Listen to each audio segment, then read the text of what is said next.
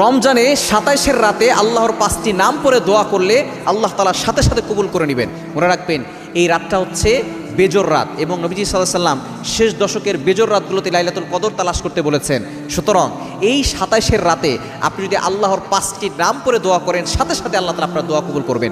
অনেকে বলেন হুজুর দোয়া করছে দোয়া কবুল হচ্ছে না, অনেকে বিপদে পড়ে আছেন, অনেকে কষ্টে পড়ে আছেন, অনেকে অভাবে পড়ে আছেন, অনেকের স্বামী কথা শুনে না, অনেকের সন্তানরা কথা শুনে না, অনেকের ভিসা হচ্ছে না, যে যত ধরনের বিপদে আছেন না কেন, অনেকের মেয়ের বিয়ে হচ্ছে না, আপনি আল্লাহর এই 5টি গুণবাচক নাম পড়ে দোয়া করেন, আল্লাহ পাক রব্বুল আলামিন সাথে সাথে আপনার এই দোয়াগুলো অ্যাকসেপ্ট করে নেবেন, কবুল করে নেবেন। আল্লাহ তাআলা নিজে বলে দিয়েছেন 9 নম্বর পারা 13 নম্বর পৃষ্ঠা 4 নম্বর লাইন সূরা আরাফের 180 নম্বর আয়াতে রব্বুল আলামিন বলছেন ওয়ালিল্লাহিল আসমাউল হুসনা ফাদউহু বিহা।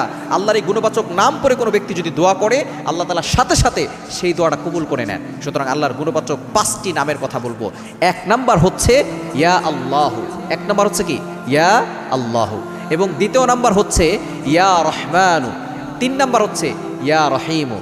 আপনি এই নামগুলো কিন্তু সূরা ফাতিহার ভিতরেই পাবেন। আলহামদুলিল্লাহি রাব্বিল আলামিন আর রহমানির রহিম, এটা আছে না নাই? আবার আমরা যখন কোরআন শুরু করি বিসমিল্লাহির রহমানির রহিম, দেখবেন সেখানে কিন্তু আল্লাহর নাম আছে, বিসমিল্লাহ এখানে আল্লাহর নাম আছে, আবার আর রহমান আর রহিম এই নামগুলো এখানে আছে।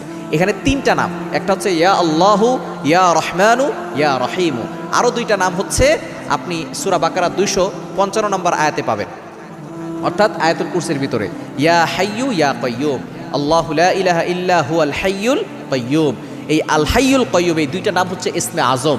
এই নাম পড়ে কোনো ব্যক্তি যদি দোয়া করে সাথে সাথে আল্লাহ তাআলা সেই দোয়াটা কবুল করেন। সুতরাং এই 5টি নাম ধরে আল্লাহকে ডাকবেন, 3 বার করে পড়বেন ইয়া আল্লাহু, ইয়া রহমানু, ইয়া রহিমু, ইয়া হাইয়ু ইয়া কাইয়ুম।